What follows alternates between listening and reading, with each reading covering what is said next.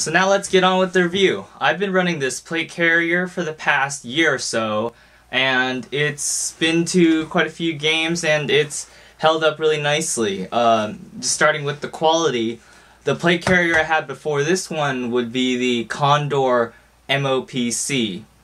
Now the quality versus the Condor MOPC is that you could definitely tell a difference because each strap of molly on the MOPC was like erratically spaced, you know, it wasn't to spec.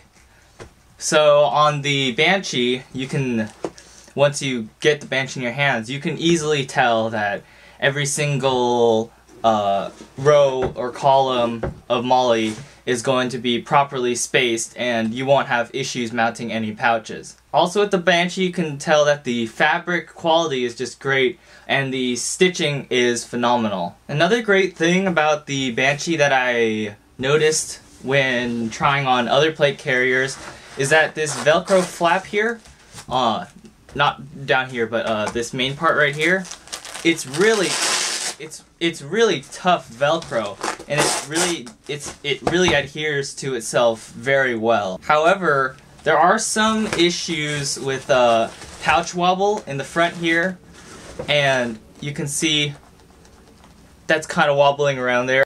And you can kind of see that the Velcro isn't really engaging, which just adds to that pouch wobble. Now that doesn't really mess with the reload, in my opinion, but it's just something to consider. Now this plate carrier is one size fits all, and I'm 5'7", 145 pounds. So being that this plate carrier is for one size fits all, since I am a smaller guy, that this plate carrier doesn't necessarily fit me because it's made to fit large guys and small guys, so it had to compromise and it won't fit the smallest guys. So because I'm a smaller guy, I prefer swimmer's cut because when you're punching out, you really want the plate to not be in the way of your shoulders, because I find that shooter's cut tends to be a bit wide on the shoulders here, a bit wide, and since I'm a small guy and I have a smaller chest, that the shooter's cut will actually dig into your arms when you're punching out. Another issue I had was with the cummerbund in the back. I had to do some creative paracord looping. Now the reason I did that is because if you don't, what ends up happening is instead of it looking like this and having this Velcro engage all of this loop, it'll look a lot more like man, see, this Velcro is tough. It'll look a lot more like that on a smaller profile person. And when it engages, it's only engaging this little strip of loop right here, and the sides are gonna wobble around.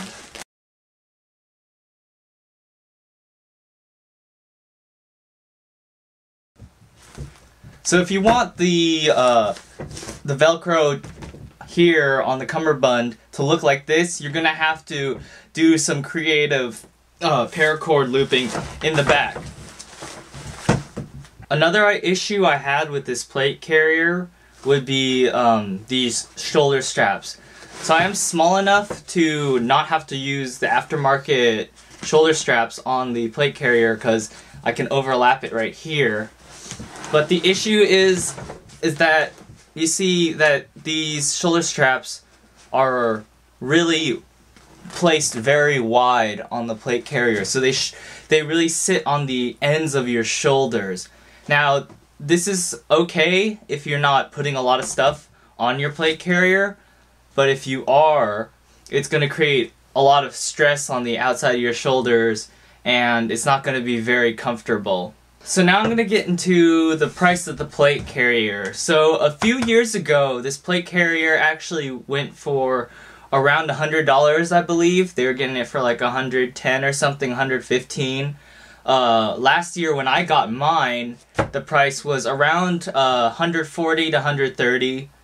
However, I just checked today and the price has now risen to $170 off SKD Tactical.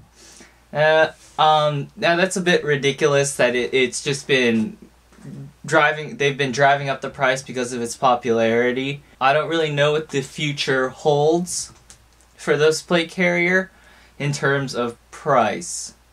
However, if you search the forums, the used forums, you can get this plate carrier from anywhere from $100 to $150. So with that in mind, if you're a smart shopper, you can get a pretty decent plate carrier without having to pay too much. Now overall, I would recommend this plate carrier to the budding tactical gear enthusiast.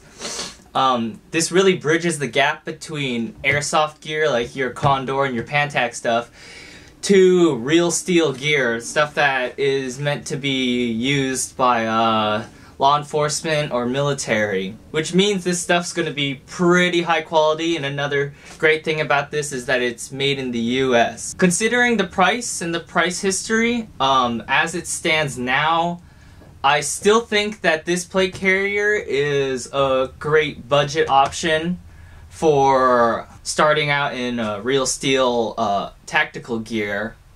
But if the price continues to increase and starts hitting that $200 mark, I would retract my recommendation, and I would probably tell you to go look at other lower profile plate carriers such as the Mayflower APC or the Faro Concepts FCPC or something along those lines. So this is my review of the Banshee rifle plate carrier. If you have any questions, just leave it in the comments below. One thing I'd like to add is because of the shooter's cut and not being able to punch out clearly, and the shoulder strap issues and the just general sizing issues, what I decided to do was go ahead and get the Mayflower APC. So I'll be running this for the next couple of months and hopefully be able to get a review out to you guys.